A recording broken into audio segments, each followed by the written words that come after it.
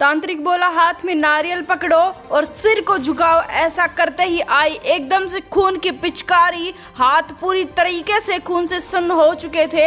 असली वारदात जानकर पुलिस तक कांपने लगी, इतनी खौफनाक थी। नमस्कार दोस्तों, स्वागत है आप सभी का एक बार फिर से बड़ी खबर निकलकर सामने आ रही राजस्थान के जोधपुर से, जहां पर एक विनोद नाम का आदमी रहा करता था। विनोद की शादी हुई थी सुष्मिता के साथ और शादी के बाद दोनों के दोनों काफी खुश थे अपनी जिंदगी में। सुष्मिता की मां खुश नहीं थी, क्योंकि विनोद ने सुष्मिता की मां को शादी से पहले ये बोला था कि मैं आपकी बेटी से शादी करना चाहता हूं और मेरा काफी बड़ा रोजगार है। पर शादी के बाद ऐसा नहीं निकलता, उसका छोटा सा घर निकलता है और खाने तक के उनके घर में दाने नहीं थे। वह काफी बुरी अवस्था में थे, आर्थिक रूप से काफी पिछड़े हुए थे।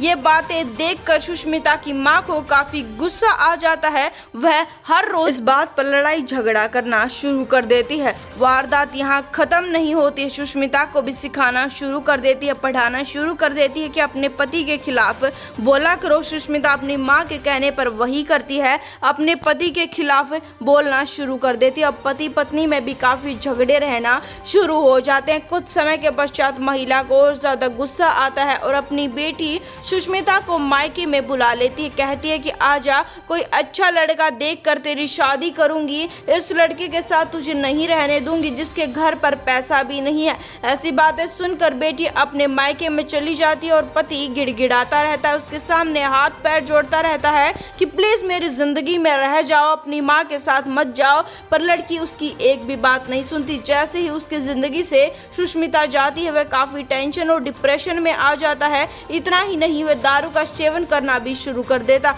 दारू के नशे में टल्ली होकर वह घर पर आता, उसे कुछ भी समझ नहीं आता। एक बार रास्ते में उसे एक तांत्रिक मिलता है।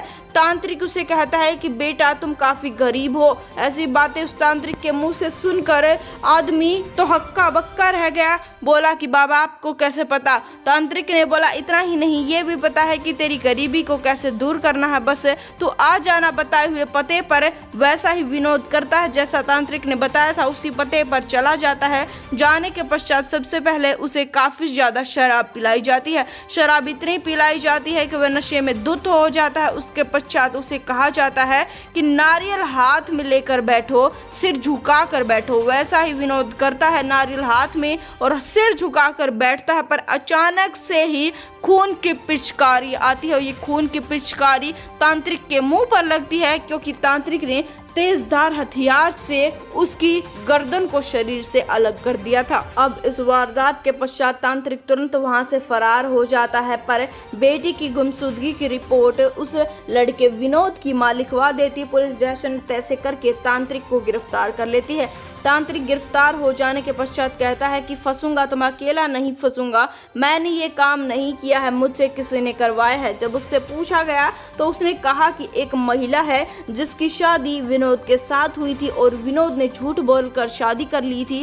इस वजह से विनोद की सास ने ये पूरा प्रचंड रचवाया है। ये बातें सुनकर पुलिस समझ जाती है कि विनोद की सास ने ऐसा काम करवाया। इस वजह से विनोद की सास को अब तांत्रिक और तांत्रिक के साथ ही सभी को गिरफ्तार कर लिया गया। इस वीडियो के लिए इतना ही। चैनल को सब्सक्राइब कर दें। हम आपसे मिलेंगे एक बार फिर से। धन्यवाद।